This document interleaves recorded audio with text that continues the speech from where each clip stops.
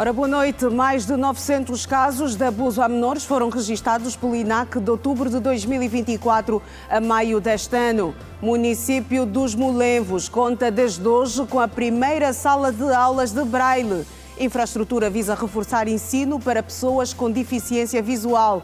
Contagem regressiva para a Cimeira Estados Unidos-África, que o país acolhe a partir de domingo. Empreendedores acreditam que o evento poderá contribuir para a aproximação de homens de negócios dos dois lados. Presidente da República e Núncio Apostólico em Angola analisaram hoje o quadro da cooperação bilateral entre Angola e a Santa Sé na Cidade Alta. Hoje é sexta-feira, 20 de junho de 2025. O Girassol Jornal está no ar.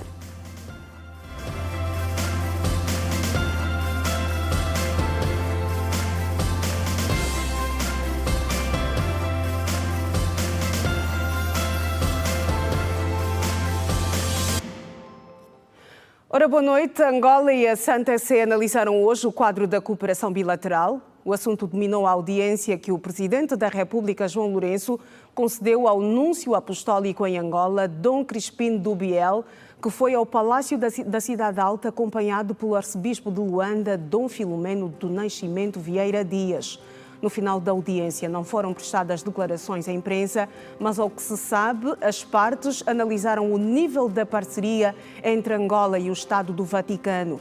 As relações entre Angola e a Santa Sé são marcadas por um acordo-quadro que estabelece a cooperação entre os dois Estados, com foco no bem-estar espiritual e material da pessoa humana e na promoção do bem comum. O acordo reconhece a personalidade jurídica da Igreja Católica em Angola e a titularidade dos seus imóveis, incluindo escolas e centros de saúde. As relações diplomáticas entre os dois Estados foram formalizadas em 1997. A visita do Núncio ao Palácio Presidencial acontece dias depois do chefe de Estado ter constatado o andamento das obras de requalificação da Vila da Mushima e o local onde será edificada a Basílica de Nossa Senhora da Conceição da Mushima.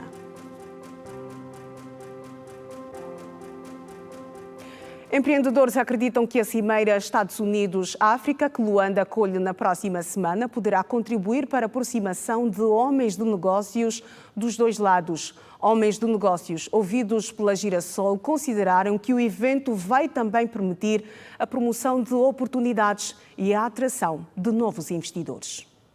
Entre domingo e quarta-feira da próxima semana, ou seja, de 22 a 25 deste mês, a província de Luanda vai ser a capital dos negócios entre os Estados Unidos da América e os países de vocação económica, das reformas estruturais e da melhoria do ambiente de negócios. Stefan Paz, empreendedor no setor da construção civil, vê na Cimeira a oportunidade para o estabelecimento de boas parcerias com empreendedores mais experimentados. Acho que é uma porta que se abre para conhecimentos e para troca de experiências e mais ainda para empresários e empreendedores que querem se lançar ao mercado. Uns que têm ainda aquele receio de encarar as coisas, eu acho que é uma oportunidade ótima para os empresários se atirarem de cabeça. Edson Guedes investe na área da mobilidade com viaturas que prestam serviços de táxi. Para o empreendedor, o facto de o país acolher a Cimeira Estados Unidos-África é estratégico e vai permitir a troca de experiências entre empresários da maior economia do mundo e os africanos. Eu olho isso como uma forma estratégica, Angola a receber essa cimeira, e isto vai poder intensificar o ramo empresarial, propriamente para aqueles que operam nesse mercado empresarial. É sempre uma mais-valia receber essa cimeira. É um momento que será único e nós, como empresários, vamos poder fazer networking, aprender com outros empresários, e o setor angolano no mercado de transporte acredito que será sempre uma mais-valia. Em termos de aprendizado, os empresários entendem que os homens de negócios da África e, em particular, de Angola, devem estar preparados para fazer boas parcerias. Eu tenho uma política que se diz: a preparação vem a gente já no processo.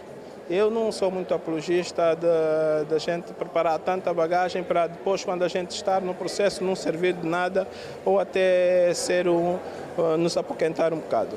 A preparação vem no processo, é encarar isso com olhos de ver, tem que ter o básico, né, o conhecimento básico, e o elementar e o científico depois aparece. A gente depois vai buscando conforme a situação que formos nos deparando. Os americanos estão muito mais lá para cima, no setor do primeiro mundo, e nós aqui precisamos absorver todo esse conhecimento. Claro que sim, quem não está tem que se preparar, não é? Se quer evoluir, se quer crescer, se quer ser competitivo, quer a nível nacional, quer a nível internacional, naturalmente tem que se preparar para isso. De acordo com o empresário que aposta no mercado metalomecânico, Vladimir Pires, durante a cimeira, Angola deverá reafirmar as oportunidades de negócios que existem ao longo do corredor do Lobito.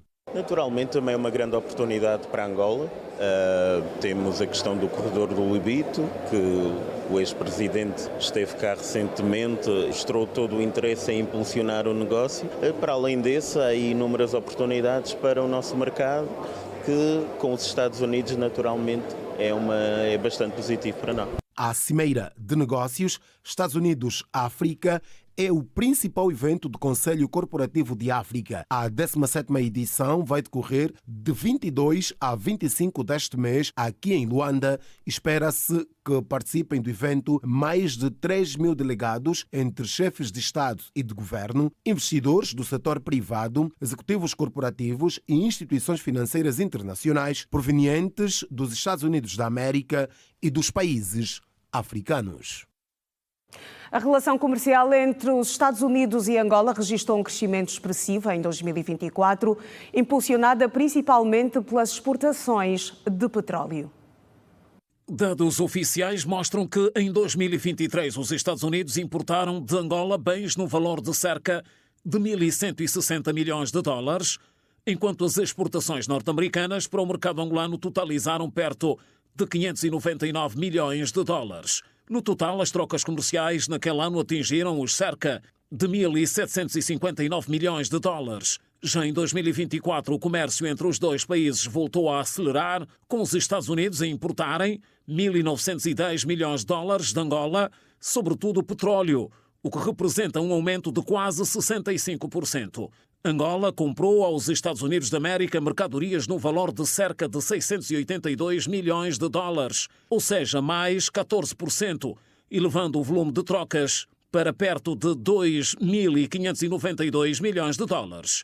Mas, depois desta evolução favorável no ano passado, os dados do início de 2025 revelaram uma quebra significativa que se espera que venha a ser superada com a realização em Luanda da 17ª edição da Cimeira Empresarial Estados Unidos da América-África, o mais importante fórum de negócios entre os Estados Unidos e o continente africano. Entre janeiro e abril de 2025, os Estados Unidos importaram produtos angolanos no valor de cerca de 197 milhões de dólares e em abril as importações não ultrapassaram 25,5 milhões de dólares, valor que representa uma redução de 88% face ao mesmo mês do ano passado. Já Angola importou neste período 482 milhões de dólares de produtos norte-americanos. O petróleo manteve-se como o principal produto de exportação de Angola para os Estados Unidos, representando 13,7 milhões de dólares do total exportado em abril deste ano, enquanto os diamantes somaram 10,3 milhões de dólares. Do lado norte-americano, as exportações para Angola foram peças de aeronaves no valor de 39,5 milhões de dólares e produtos petrolíferos refinados, que somaram 4,73 milhões de dólares. Uma reunião de alto nível promovida pelo governo italiano e a Comissão Europeia abordou nesta sexta-feira as potencialidades do projeto ferroviário angolano de um corredor de Lobito. Aconteceu em Roma, capital de Itália, com a delegação angolana liderada pelo ministro das Relações Exteriores e presidente da Comissão Executiva da União Africana, Teta António.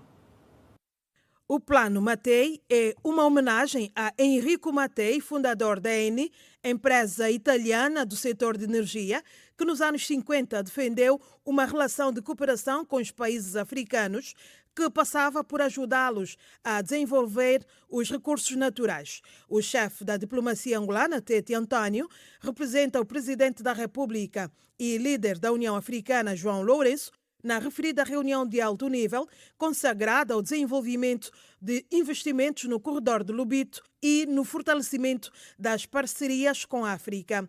Tete António deve fazer uma abordagem em relação ao potencial do projeto no corredor de Lobito, para além de apresentar uma visão sobre a iniciativa do Plano Mattei e as incidências para o desenvolvimento do continente africano. Além de promover o desenvolvimento de investimentos no corredor de Lobito em Angola, a cimeira visa igualmente criar condições que reduzam a migração forçada e promovam o desenvolvimento sustentável alinhado às estratégias do intitulado Plano Mattei, proposto por Itália no ano passado, e a iniciativa Global Gateway da União Europeia, focados em projetos conjuntos com países africanos nas áreas da energia, agricultura, educação e formação profissional. A cimeira, co-presidida pela primeira-ministra italiana Giorgia Meloni e a presidente da Comissão Europeia Ursula von der Leyen, deve contar com as presenças dos representantes de 14 países africanos integrantes do denominado Plano Mattei, nomeadamente Argélia, Angola, Congo-Brazzaville, Côte d'Ivoire, Egito, Etiópia, Gana, Quênia, Mauritânia, Marrocos, Moçambique, Senegal, Tanzânia e Tunísia. Participam ainda na reunião os líderes da Zâmbia, República Democrática do Congo e também as instituições como o Fundo Monetário Internacional, Banco Mundial e Banco Africano de Desenvolvimento. O projeto foi formalizado numa cimeira realizada em Roma em 2024, altura em que a Itália presidia o G7 e conta com um orçamento energético. Perspectivas em destaque.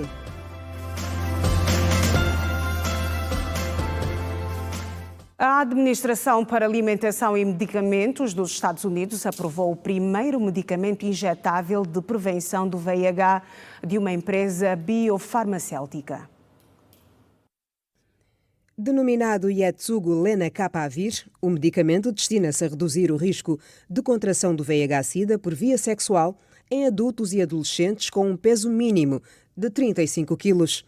A grande vantagem deste inibidor em relação aos comprimidos retrovirais de prevenção é que esta injeção profilática pode ser aplicada apenas 2 vezes por ano, diferente dos comprimidos, que devem ser tomados regularmente. O inibidor tem a forma de injetável, sendo esta a primeira e única opção disponível não só nos Estados Unidos, mas também a nível mundial para a prevenção da doença, que foi identificada pela primeira vez em 1981. O presidente e diretor executivo da Gilead considerou a aprovação um momento decisivo na luta de décadas contra o VIH. Os ensaios clínicos que foram realizados mostraram que 99,9% dos participantes que receberam tratamento permaneceram seronegativos. A empresa ainda não divulgou publicamente o preço do medicamento, mas foi estimado que deverá estar em linha com os medicamentos preventivos atualmente disponíveis, rondando os $25.000 por ano.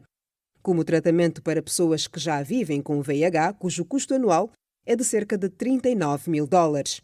Nas últimas 2 décadas, vários estudos comprovaram a eficácia do medicamento. Na África subsaariana, sobretudo no Uganda, o Lenacapavir foi 100% eficaz na prevenção de infecções por VIH. Já na segunda pesquisa, relatou que as injeções semestrais reduziram a taxa de infecção por VIH em 96%, em grupo de homens cisgênero e pessoas de géneros diversos dos Estados Unidos, da Argentina, do Brasil, do México, Peru, África do Sul e também da Tailândia.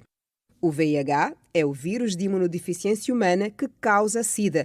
O vírus ataca e destrói o sistema imunitário do organismo, isto é, destrói os mecanismos de defesa que nos protegem de doenças. Importa realçar que estar infectado com VIH não é o mesmo que ter SIDA. As pessoas que estão infectadas com o VIH são seropositivas e podem ou não desenvolver a SIDA. Existem 2 tipos de VIH, o VIH1 e o VIH2, sendo o primeiro mais frequente em todo o mundo. Já a SIDA, a síndrome de imunodeficiência adquirida, é um conjunto de sinais e de sintomas que aparecem pela deficiência do sistema imunitário, que vai ficando com menos capacidade de resposta e mais fraco ao longo da evolução da doença. Pode surgir, sim, após a infecção por VIH. É sobre este assunto que vamos falar a seguir com Francisco Simões, secretário executivo da NATO. Dr. Francisco, boa noite, bem-vindo. Secretário executivo da NASA, obrigada, bem-vindo ao Girassol Jornal. Obrigada mesmo por nos dar esta oportunidade de mais uma vez estar aqui com vocês. Exato. E poder falarmos um bocadinho mais sobre a questão que se impõe. O que é que esta notícia representa para o mundo 44 anos depois desde que foi identificada esta doença? Muito bem. Para nós, a NASO não é uma surpresa. Nós estivemos muito recentemente, em junho do ano passado, na Conferência Internacional em Munique, Alemanha, onde muito se discutiu essa questão. Reconhecemos que, de facto, é um ganho para a luta contra o VIH, é um ganho na resposta, mas é importante aqui clarificar alguns equívocos que esta informação está a trazer. Que equívocos são estes? Questões como as pessoas estão a confundir como sendo a vacina, para cura? Sendo uma cura e etc. Então aqui é preciso clarificar bem esse aspecto e aqui de forma muito pedagógica vamos tentar ajudar a população no geral sobre esta notícia que está viralizada já nas redes sociais. É importante que tecnicamente possamos clarificar. A informação como tal, a informação está muito clara e a peça também que vemos agora está muito clara. A interpretação, de facto, é que está a sair com alguns equívocos. Olhamos para a informação inicial, diz que no dia 18 de junho de 2025, o FDA dos Estados Unidos da América aprovou o lenacapavir com uma marca que está a ser chamada Jingtug. O lenacapavir como a primeira injeção semestral de PrEP. Aqui é que deve centrar a nossa clarificação. O que é o PrEP? O PrEP é, então, a profilaxia pré-exposição. Quem faz realmente o PrEP? O PrEP, como um preventivo, é para pessoas não vivendo com VIH, Exato. que estão expostos ao risco de contrair. Quem são? Essas pessoas, vou citar aqui alguns grupos como exemplo, casais serodiscordantes, onde um é positivo e o outro é negativo. Essas pessoas se relacionam. Exato. E se relacionarem sem o uso correto do preservativo, automaticamente o outro está exposto, o negativo está exposto ao risco. Então ele precisa de fazer a profilaxia pré-exposição, que era feita já, e os países já fazem isto, por via de comprimido. O que os Estados Unidos, através do FDA, aprovou. O FDA é o órgão dos Estados Unidos da América que tem o dever de aprovar questões como medicação, alimentação, que entra nos Estados Unidos da América ou é usado nos Estados Unidos da América. Então, no pretérito dia 18, este órgão dos Estados Unidos da América, essa agência dos Estados Unidos da América, aprovou o uso do lenacapavir. Então não é uma vacina que vai trazer a cura, mas é uma vacina que vai prevenir a doença. Exatamente, aprovou o uso do lenacapavir. Logo, sendo assim, nos Estados Unidos da América, para o PrEP, a questão do PrEP, a prevenção por via do PrEP, ela vai ser feita já com o injetável, a injeção lenacapavir, que é uma injeção que vai ser utilizada, em vez do indivíduo fazer a medicação todos os dias, ela vai fazer uma injeção de 6 em 6, portanto, é uma dose de 2 injeções, ela vai fazer a injeção 2 vezes por ano. O grande inconveniente desta questão é o preço. Uma injeção nos Estados Unidos da América do lenacapavir está aí à volta de $28.218. E para os países, já existem países que estão a fazer hoje a $25 mil, já esteve a 40. Quando estivemos recentemente na Alemanha, discutia-se a $40 mil. Um grupo de ativistas a nível do mundo fez uma manifestação, onde nós, a NASO, apoiamos também essa manifestação, onde o fundamento dessa manifestação destes ativistas era exatamente a baixa do preço e a expansão dos países do PrEP. Então, e esta sim. aprovação agora do 18 de junho exatamente é uma resposta a esta manifestação que a nível do mundo os ativistas, as pessoas que trabalham na luta contra o VIH-Sida entendem que essa questão tem de sair dessa especificidade e do preço tão caro para o genérico, para que todos os países tenham acesso a esta mesma a vacina. esta medicação. E aí, então, essas pessoas que estão expostas ao risco, que são, por exemplo, dei aqui o exemplo dos casais discordantes, as TS, as trabalhadoras de sexo, bem como os HSH, que são homens que fazem sexo com outros homens, e outros grupos por aí Mas ainda fora. assim, qualquer pessoa também está exposta Exatamente. ao risco. Essas pessoas podem já usar o PrEP para os Estados Unidos da América. Francisco Simões, podemos considerar que a aprovação desta vacina, ou com a aprovação desta vacina, estamos cada vez mais próximos de erradicar esta doença que já existe há 44 anos? Eu não ligaria com a aprovação da vacina, mas os estudos e as conferências que temos participado e quando a gente olha para os diferentes painéis científicos, estamos cada vez mais próximos. E a eficácia do lenacapavir vai demonstrar isto mesmo. Mas não podemos agora fazer tecnicamente uma ligação entre a cura, a vacina com o lenacapavir. São questões extremamente diferentes.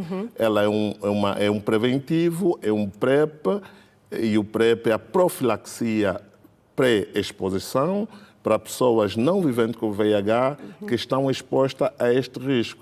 Portanto, é um ganho, sim, temos que considerar. É um ganho e auguramos nós que os países africanos já há um acordo para que 120 países africanos e fundamentalmente países de renda baixa e média tenham acesso a um preço muito mais acessível, estima-se aí em 20 dólares, um preço muito acessível, e ela seja incluída nos genéricos, naquelas medicações da família genérica, para que os países tenham acesso fácil e as pessoas possam aderir essa questão do lenacapavir.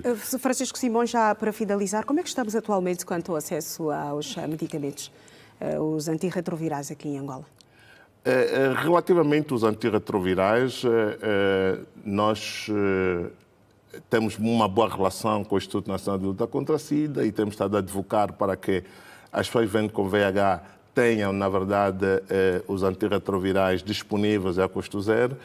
A verdade é que, do ponto de vista logístico, ainda existe, quando a gente olha para a supervisão da Angola profunda, ainda existem pontos em que há, sim,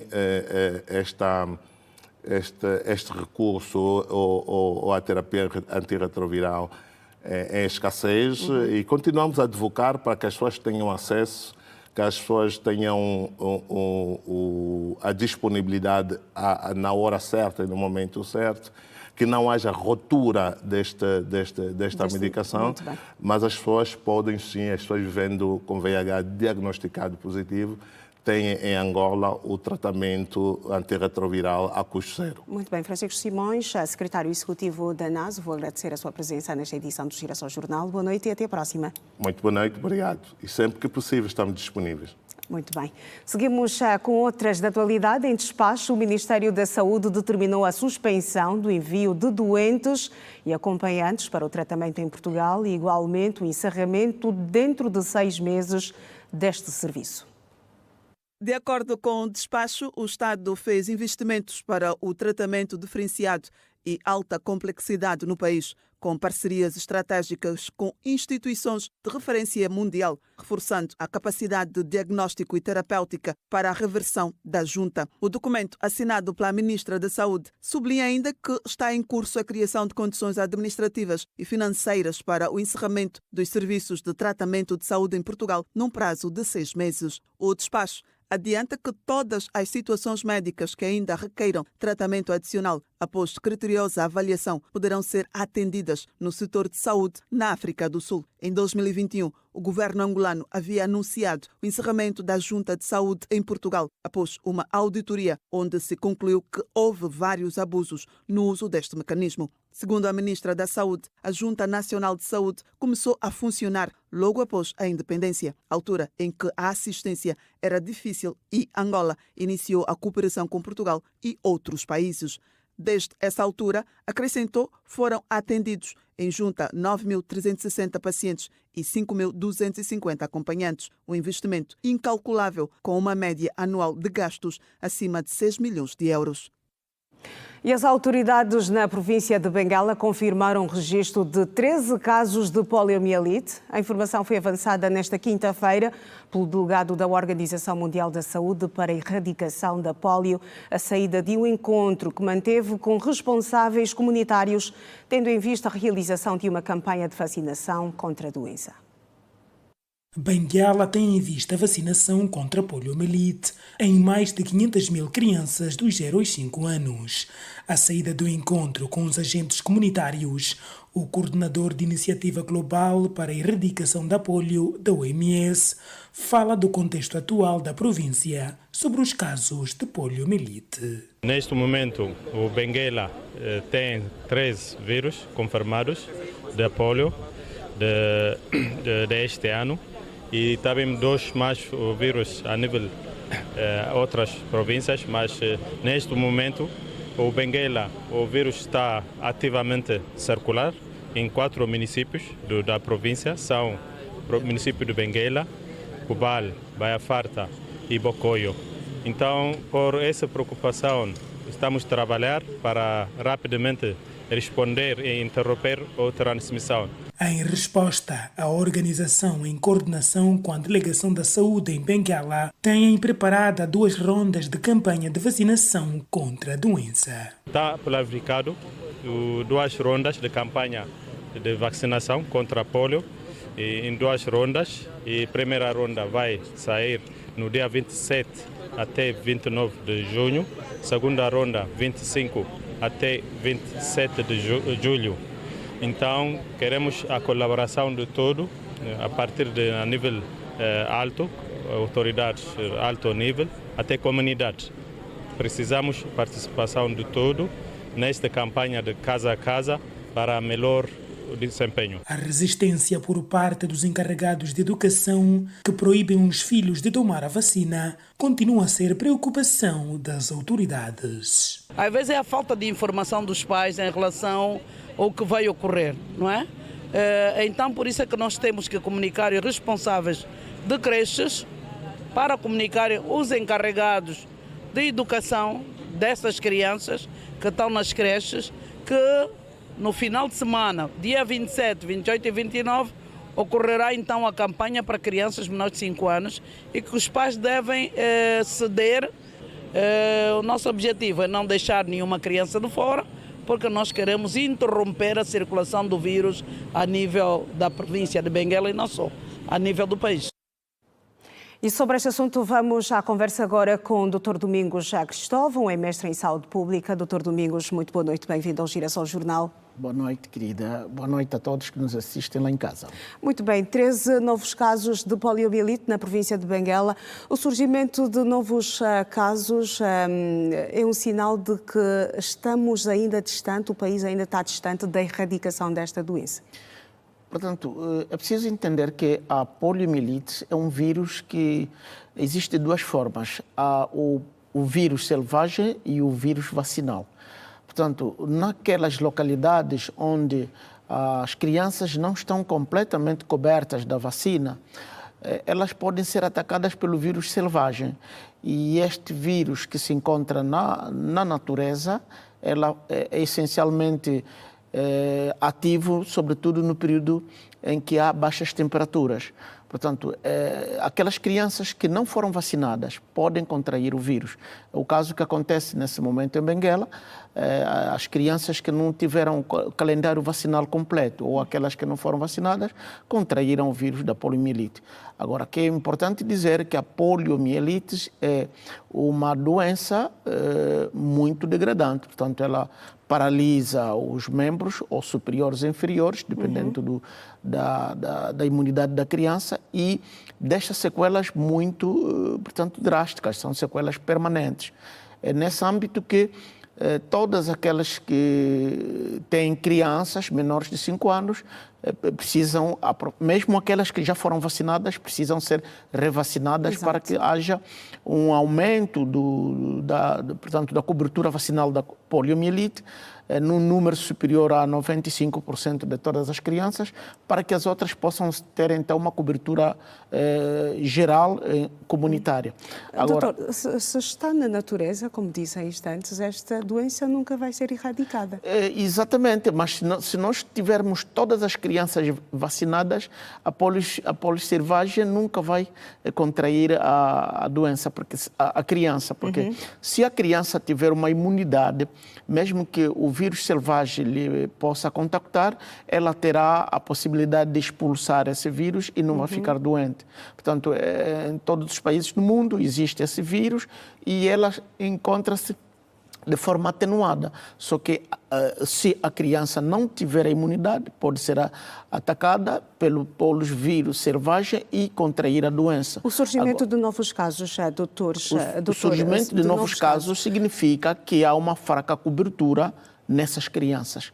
Portanto, se uma das crianças contrair, a probabilidade de contágio é de até 20 crianças. Portanto, nas 13 crianças, se multiplicarmos por 20, quer dizer que a probabilidade de contágio é de 260 crianças. Portanto, é este aspecto que faz com que a poliovírus ou a poliomielite seja uma doença epidêmica, ou seja, que se transmite de uma criança para outra com muita propagação e muito rapidamente. É neste aspecto que é preciso que haja o bloqueio. Portanto, essas crianças que já apanharam, que testaram positivos, precisam ser encontrados os contactos, todos aqueles que contactaram com essas crianças, para serem vacinadas. Esse é um aspecto importante.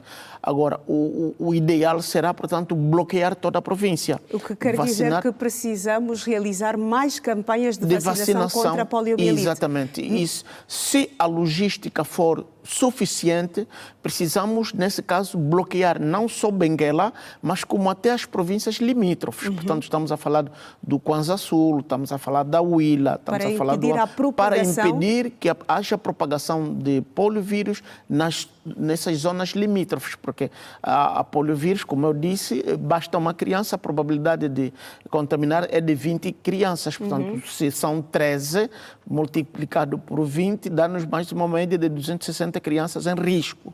É nesse âmbito que, para que elas não se propaguem para outras crianças, precisam ser vacinadas todas as crianças nesta região. Há motivos para alarmes, doutor Domingos? Não é motivos de alarme. O grande problema é que basta um caso de poliomielite, considera-se uma epidemia, porque as doenças potencialmente epidêmicas, no caso a poliomielite, basta um caso registrado, é um surto epidêmico. Então é nesse aspecto que precisa ser realizada uma atividade de bloqueio que consiste na vacinação de todas as crianças que estão nesta região. Portanto, não é alarmante, mas precisamos trabalhar para que não haja contacto com outras crianças que possam vir a ser infectadas, porque ao ser infectada, a criança tem umas sequelas muito graves que impossibilitam ou debilitam os membros superiores e inferiores da criança, se não for muito grave. Se for grave, ela paralisa os músculos peitorais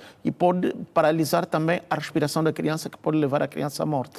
Dr. Domingos Cristóvão, mestre em saúde pública, muito obrigada por ter estado conosco nessa edição do Girassol Jornal. Nós é que agradecemos e apelamos à população de Benguela a colaborar com as autoridades de saúde para que possam levar todas as crianças para apanharem as gotas milagrosas. Também já é injetável, mas provavelmente será o polio oral que poderá ser administrado às nossas crianças. Boa noite e obrigada. Muito obrigado. A Marcha da Atualidade continua no seu jornal. Mais de 900 casos de abuso a menores foram registados pelo INAC de outubro de 2024 a maio do presente ano. São dados apresentados nesta sexta-feira pelo Instituto da Criança durante o segundo Fórum sobre a Proteção e Segurança da Criança, realizado aqui em Luanda.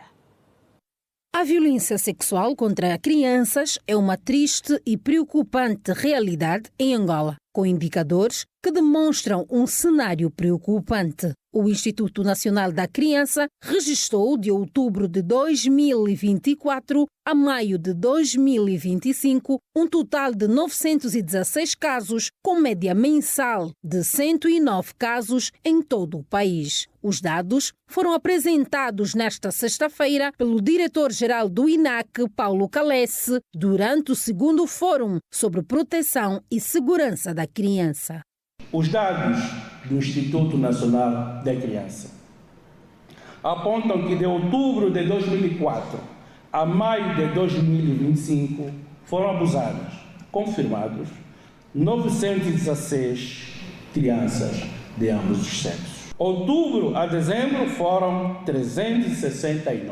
Janeiro a maio do ano em curso, 547 casos. Uma média de 109 casos por mês, 27 por semana e 4 casos por dia. Paulo Calesse disse que várias ações têm sido desenvolvidas com o objetivo de prevenir a violência sexual contra a criança em todos os sentidos, incluindo nas atividades desportivas. A violência sexual contra crianças é uma triste e preocupante realidade no nosso país, com indicadores que demonstram um cenário de crimes hediondos que estão a mutilar crianças na alma e no físico, uma vez que as denúncias indicam que várias crianças têm sido violentadas na prática do desporto por aqueles adultos que estão na liderança em preparar os novos atletas, e muitas dessas crianças têm sido vítimas de assédio e de abusos sexuais. O fórum refletiu sobre o papel dos atores do Sistema de Proteção à Criança no combate à violência contra elas, uma organização do INAC em parceria com o Instituto de Ciências Policiais e Criminais General Osvaldo de Jesus Serra Vandunem. Este encontro representa um espaço privilegiado de diálogo, reflexão, concertação de ações em torno de uma causa que exige o compromisso de todos nós. Isto é, garantir os direitos, a dignidade e a segurança das nossas crianças. Ao reunir especialistas de várias instituições aqui presentes, representantes da sociedade civil, da comunidade acadêmica e defensores dos direitos da criança, reafirmamos o nosso compromisso coletivo com a construção de um ambiente mais seguro, inclusivo e protetor para cada criança, sem exceção. E decorreu nesta sexta-feira em Luanda a reunião do Comitê Técnico Especializado de Energia da Comunidade Económica dos Estados da África Central. O evento contou com a participação de 11 países africanos. A reunião visou reforçar a cooperação regional do setor energético e promover a integração dos sistemas elétricos. Angola acolhe a reunião de energia da África Central, em que o foco é fornecer ou ligar a rede elétrica nos países da região. O evento reúne delegações de 11 países membros do Comitê Técnico Especializado de Energia da Comunidade dos Países da África Central. O engenheiro João Batista Borges, ministro da Energia e Águas de Angola, disse que vários esforços estão a ser envidados para ligar a rede de luz elétrica nas 21 províncias de Angola e nos países da África Central. Estamos a falar, no fundo, da SEAC, que é uma organização que integra 11 estados na região central da África. Dentro da SEAC existe então este subcomitê técnico especializado em energia e existe também a pool energética da África Central. E o que nós procuramos nesta reunião deste comitê especializado em energia é, a nível de ministros, para já fazermos uma reavaliação e uma revisão aquilo que é o organigrama do PEAC, visando de facto conferir-lhe maior dinamismo na sua atuação. Um dos grandes desafios, e como já referiu, é sem dúvida fazer com que subamos esta taxa de acesso à eletricidade, que é ainda baixa, em média 40% apenas da população tem acesso à eletricidade, quando de facto na África Central nós concentramos mais de 60% do potencial energético de todo o continente. Então temos que transformar de facto este potencial em benefício das populações. O dirigente disse ainda que é importante manter a integração econômica entre os países na construção de linhas de transmissão entre os diversos estados da região. Esta reunião e a nossa ação vai centrar-se também naquilo que é a necessidade e as condições que teremos que criar para materializarmos os vários projetos de interligação que existem. Eu queria só citar aqui, no caso do nosso país, a interligação com a República Democrática do Congo, que permitirá também chegarmos a Cabinda, portanto a interligação Soyuinga-Cabinda, a interligação com a Zâmbia na parte leste e a interligação com a Namíbia na parte sul. São sem dúvida 3 projetos que para Angola, para o nosso país, são extremamente relevantes. O presidente da Rede Nacional de Transportes de Eletricidade, Rui Gurgel, disse que vão aproveitar a reunião para rever os grandes projetos para estarem ao dispor de todos os países da África Central. A criação dos polos energéticos em África tem como principal objetivo exatamente a interligação, porque há países que têm grande capacidade de produção, outros menos, uns têm as redes mais desenvolvidas do que outros, e o grande objetivo é pôr o potencial desses países que estão mais avançados ao serviço dos outros. Esse é o principal objetivo da criação. E esta reunião vem exatamente como um ponto de viragem. A presidência de Angola no Polo Energético da África Central trouxe essa nova dinâmica de transformar em realidade aquilo que só existia no papel. A reunião visa reforçar a cooperação regional no setor energético, promover a integração dos sistemas elétricos e discutir estratégia para o desenvolvimento sustentável. Partimos para o primeiro intervalo desta edição do Girassol Jornal. Regresse connosco, até já.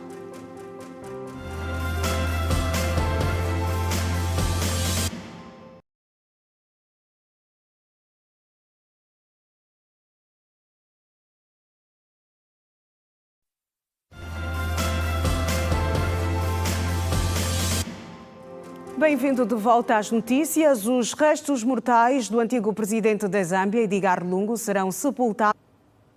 O acordo inicial entre as partes previa a transladação dos restos mortais de Edgar Lungu da África do Sul para a Zâmbia na última quarta-feira, mas o facto não ocorreu.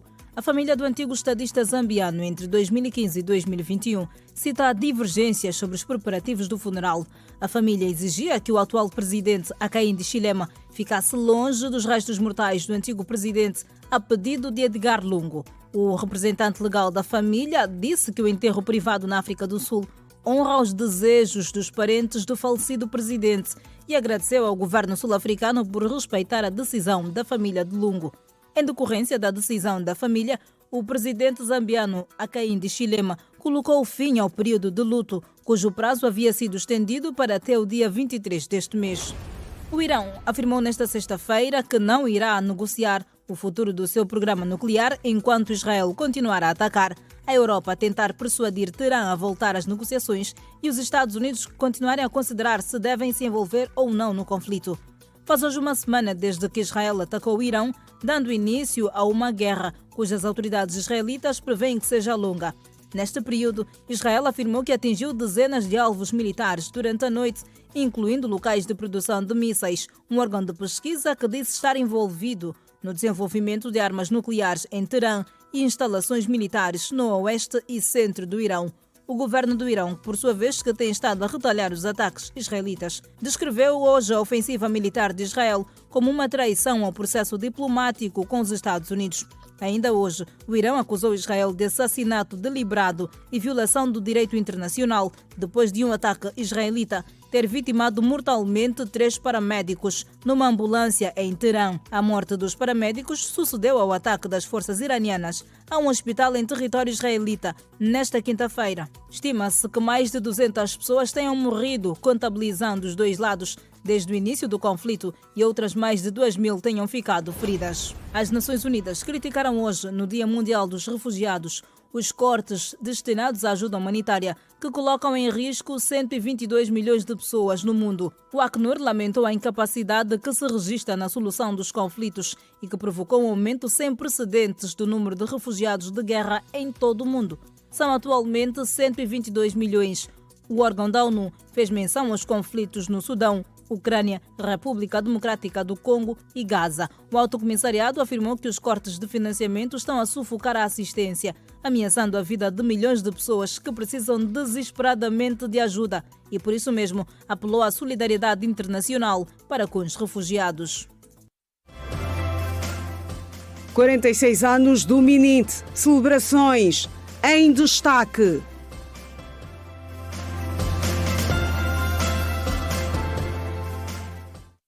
De volta à atualidade doméstica, depois da abertura oficial das festividades do 46º aniversário do Ministério do Interior na passada terça-feira, o Ministro do Interior, Manuel Homem, presidiu nesta sexta-feira o ato central das celebrações, marcado por várias atividades, entre culturais e desportivas. Para o encerramento das comemorações do 46º aniversário do Ministério do Interior, o ministro Manuel Homem depositou uma coroa de flores no monumento ao soldado desconhecido. Manuel Homem disse na ocasião que esse gesto representa uma homenagem aos efetivos que perderam a vida em prol da pátria. Na semana em que comemoramos mais um aniversário, prestar uma homenagem digna àqueles efetivos do Ministério do Interior que, por várias razões, perderam a vida em prol desta causa, a causa da nossa soberania, no dever de cumprir com zelo e dedicação a missão que lhe estava confiada. É sempre um momento de reflexão, mas de reforço do nosso compromisso com a pátria, com a cidadania, com o nosso dever de continuarmos a preservar este bem maior que nós temos. 50 anos depois, temos um Ministério mais capaz, mais forte, comprometido com o desenvolvimento, com a segurança dos cidadãos e com a garantia de que a criminalidade e todos os outros efeitos nocivos. Ministério do Interior, internados no Hospital Militar Principal e no Centro de Saúde da Polícia Nacional de Angola. Disse ainda que tudo tem feito para melhorar as condições dos efetivos. Estamos nesse momento a trabalhar, por exemplo, na revisão da carreira do Estatuto Remuneratório dos órgãos do Ministério do Interior. Estamos neste momento a trabalhar no programa de reforço à nossa Caixa de Proteção Social. Estamos também a trabalhar na existência de um mecanismo de apoio social aos nossos efetivos e, por isso, o nosso compromisso também é, para além das infraestruturas que estamos a desenvolver e que têm que ser continuadas em todo o país, estamos também a trabalhar na melhoria das condições sociais. Igualmente, está em curso um amplo programa de reforço daquilo que é o processo de promoção e de patenteamento, graduação dos nossos efetivos. E na província de Cabinda, as celebrações alusivas aos 46 anos do Ministério do Interior foram marcadas por uma campanha de plantação de árvores que contemplou alguns bairros e o centro da cidade. A delegação do Ministério do Interior promove a campanha de plantação de árvores na cidade de Cabinda.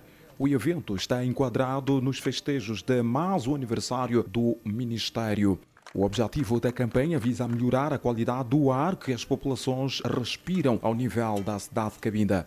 Os moradores do bairro Chiueca, zona do Lubendo, louvam a iniciativa e prometem colaborar na preservação das árvores. É uma valia para todos nós os moradores. É para apelar à juventude, o povo em geral, para mantermos uma proteção nas plantas, porque é um bem de todos nós. É bem-vindo para o bairro, porque isto traz o desenvolvimento do bairro, é benéfico para nós. Temos que cuidar e temos feito isso. Mas já sabe, onde há pessoas, sempre não falta aquele que faz apodrecer o saco, mas nós vamos em cima deles. O secretário provincial do Ambiente disse que cuidar do meio ambiente é responsabilidade de todos os cidadãos e alerta as outras instituições a seguirem o exemplo do Ministério do Interior. Primeiro é de louvar e agradecer bastante a iniciativa que tiveram de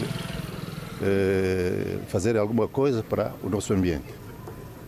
E o processo de arborização tem uma importância tremenda para a própria vida humana, não é? Estão aqui a colocar as plantas, basta observar que eles têm uma grande importância porque, em primeira instância, proporcionam sombra à pessoa. Por outro lado, o aspecto visual da própria rua, não é? Vai ser uma coisa fantástica nesta rua e gostaríamos de aproveitar a oportunidade para poder apelar à população para cuidar dessas plantas que muito vão significar, digamos assim, no desenvolvimento desta comunidade. O delegado do MINIT em Cabinda destacou a importância da campanha e assegurou que atividades que visam melhorar a qualidade de vida das populações serão sempre desenvolvidas por parte dos efetivos. Temos um leque de atividades programadas para cumprir e nesta altura estamos a cumprir. Ontem estivemos no Hospital Provincial, convivemos com as crianças, fomos lá dar alguma coisa às crianças, um conforto, levamos uma sopa. Hoje estamos aqui a plantar árvores. É mais um mês de reflexão. É mais um mês de reflexão, tendo em conta aquilo que está em nossa responsabilidade a nível da delegação do Ministério do Interior. Por isso, se vocês virem, estão aqui todos os serviços que congregam a delegação do Ministério do Interior. Estamos a fazer, para além da plantação de árvores, fazermos uma reflexão. Quem somos, onde estamos e para onde vamos, tendo em conta as condições que temos e a situação em concreto de segurança pública que vive a nossa província. A delegação do Ministério do Interior em Cabinda promove a campanha de plantação de árvores no âmbito de mais um aniversário daquela instituição. Agora, atualidade desportiva. A próxima edição do Girabola vai contar com 3 novos árbitros. Por outro lado, o órgão reitor avança que não existe corrupção na arbitragem. A arbitragem continua a ser um dos focos da Federação Angolana de Futebol. Nesta terça-feira, por exemplo, o presidente do Conselho Central de Árbitros, Hélder Martins, garantiu que não existe corrupção na arbitragem angolana. Mas nós não podemos falar de corrupção na arbitragem. Não existe corrupção na arbitragem. Se tivermos que falar em corrupção, nós temos que falar corrupção no futebol. E quem faz o futebol? São os agentes de futebol, não são os árbitros. Quem são os agentes de futebol?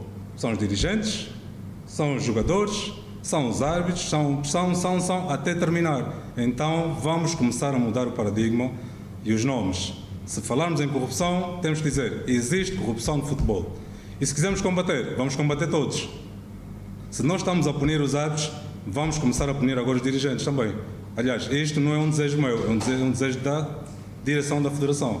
O antigo árbitro internacional angolano, agora nas vestes de dirigente desportivo, avançou ainda que, para a edição de 2025-2026 do Girabola, 3 árbitros farão as suas estreias na prova e 6 serão despromovidos.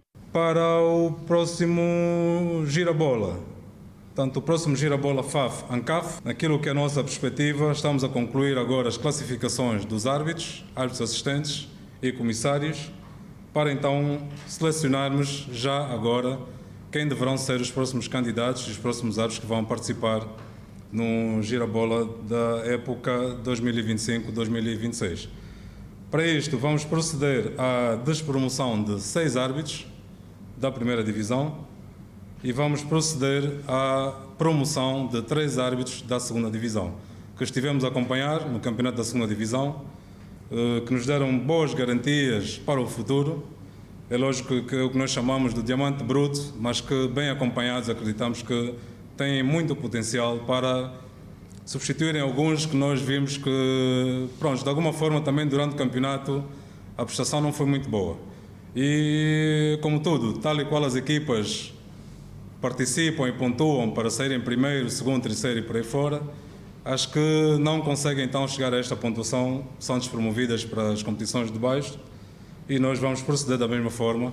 Recordo que o valor de 33.758.000 kwanzas é o montante gasto pelo Conselho Central de Árbitros da Federação Angolana de Futebol, com custos inerentes à arbitragem na última temporada do Campeonato Nacional da 1ª e 2ª Divisão.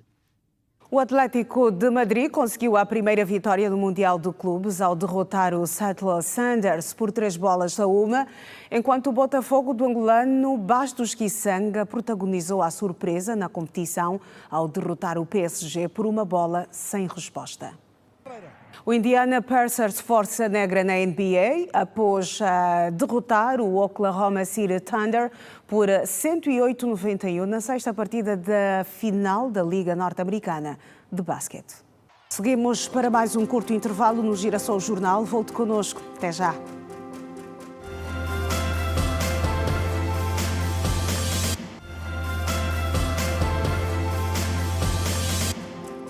Estamos de volta às notícias. A vice-presidente do MPLA, Maraquiosa, reiterou nesta sexta-feira no município do Andulo o apoio firme da liderança do partido às suas visitas, reuniões e atos de mobilização política. No Andulo, onde se fazia acompanhar por membros da Comissão Executiva do MPLA, a número 2 do partido foi recebida com euforia por militantes e simpatizantes do partido, que simbolizaram o momento com manifestações culturais e tradicionais que refletem a identidade e os valores da localidade. Durante o seu pronunciamento, a vice-presidente do partido no poder destacou a importância da mobilização contínua para as fileiras do MPLA, encorajando os militantes a manterem-se firmes, organizados e comprometidos com os seus ideais. Precisamos de continuar a aumentar a nossa base militante, e eu sei que este trabalho o BIE vai cumprir. Vai cumprir ou não vai? Também não existem vitórias antecipadas. Temos que trabalhar para que elas aconteçam. Mas estou a ver que com a velocidade que estamos a levar aqui no BIE, 2027... A dirigente apelou ainda à união e coesão interna, considerando esses fatores decisivos para o fortalecimento do partido em todo o território nacional. Gostaria de apelar mais uma vez à necessidade da união e da coesão aqui entre nós. Só unidos seremos mais fortes, não é isso? Porque a nossa barriga onde saímos é a mesma. Gostaria também de parabenizar os militantes aqui do BIE, mas também a nossa primeira secretária provincial, porque estamos a sentir o trabalho.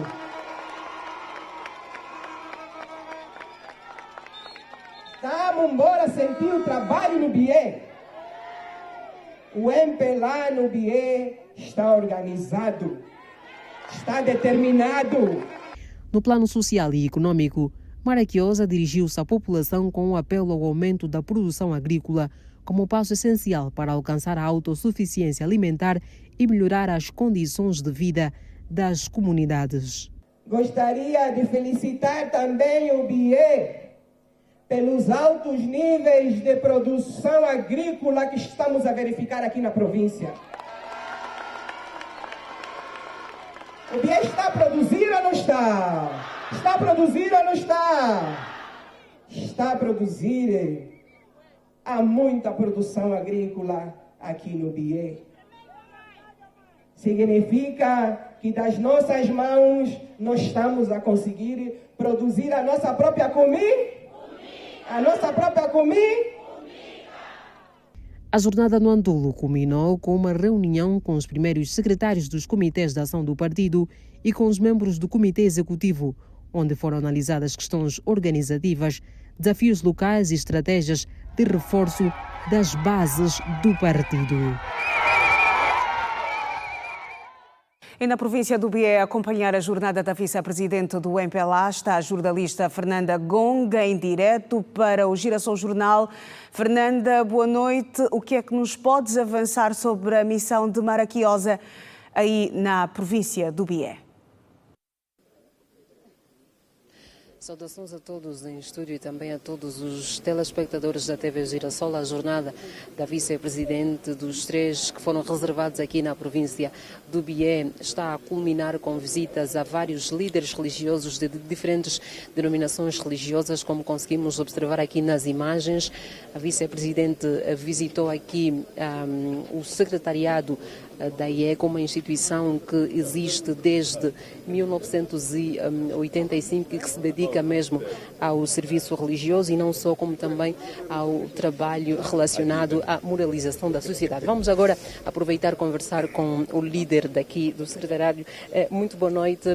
A vice-presidente tomou contacto com o historial da Igreja e também olhou para aquilo que são as ações, sobretudo sociais, que estão a ser desenvolvidas por esta instituição. Primeiro queremos agradecer porque esta é uma visita muito importante para a nossa igreja e também para a nossa província. É uma visita que nos regozija e também reforça os laços enquanto pessoas, enquanto cidadãos. É uma visita que reforça exatamente e encoraja o trabalho que nós estamos a realizar enquanto igreja, pois, enquanto igreja e o partido, temos missões diferentes, mas ainda assim nós governamos e dirigimos o mesmo povo. Nós agradecemos a visita porque vêm para aqui reconhecendo este trabalho espiritual e também o trabalho social que a igreja tem estado a realizar. Nós agradecemos pela visita porque a IECA no Bié tem um grande papel a exercer e também tem grandes desafios. Aliás, o Presidente da República é fruto desta igreja e nós manifestamos efetivamente isto. Sobretudo no regozijo, nós agradecemos porque o partido está a orientar o governo e o governo está a trabalhar na reabilitação da missão evangélica de Xisamba e outras, e aqui reforçou-se novamente o compromisso para que este trabalho social continue e também os laços de cooperação enquanto igreja possam, na verdade, avançar. Por isso, para nós, enquanto igreja, é sempre gratificante, para além de reforçar os laços, nos motiva a continuarmos a trabalhar para o bem social do povo, para trabalhar também na moralização da sociedade, efetivamente, que é a nossa grande missão. Enquanto o partido, na verdade, trabalha no seu lado e no seu foco, nós estamos efetivamente no nosso lado espiritual e também no desenvolvimento social das pessoas, porque isto efetivamente nos interessa. O que nós fizemos é encorajar o partido e, acima de tudo, encorajamos a trabalhar para o desenvolvimento do país, encorajamos também... Aqui as palavras do secretário-geral da IECA, Martinho Diogo, que fala após então a visita efetuada pela vice-presidente do MPLA, Maraquiosa, esta instituição que se dedica não só a atividades religiosas, como também no reforço daquilo que é a assistência social, tanto no setor da saúde como também da educação. Foi aqui destacado que esta instituição tem mais de 600 mil membros espalhados por toda a província, tem estado a contribuir para o setor da educação com o processo de matrícula de mais de 11 mil estudantes, a construção de 3 hospitais e também tem estado a contribuir no processo de combate à pobreza. Esta é a segunda instituição religiosa por onde passou a vice-presidente do MPLA, vai prosseguir a visita vai olhar também para outras questões relacionadas ainda com a vida social que a província do Bié enfrenta. A vice-presidente, antes de efetuar estas visitas às instituições religiosas, também procedeu à entrega de motorizadas a membros do partido e também meios eletrônicos como computadores, que vai ajudar no reforço daquilo que são as atividades partidárias.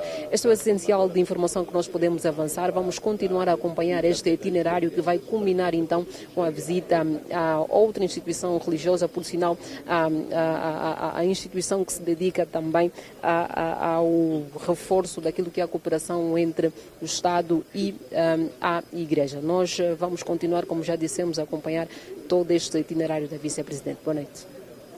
Boa noite, Fernanda Gonga, que está a acompanhar a jornada de trabalho de 3 dias da vice-presidente do MPLA, Mara Quiosa, à província do Bié. E estão contadas as notícias na edição de hoje do Girassol Jornal. Não percas 21 horas, pontualmente, a reportagem da semana com a Cristovina Bunga. Continuação de boa noite e até a próxima.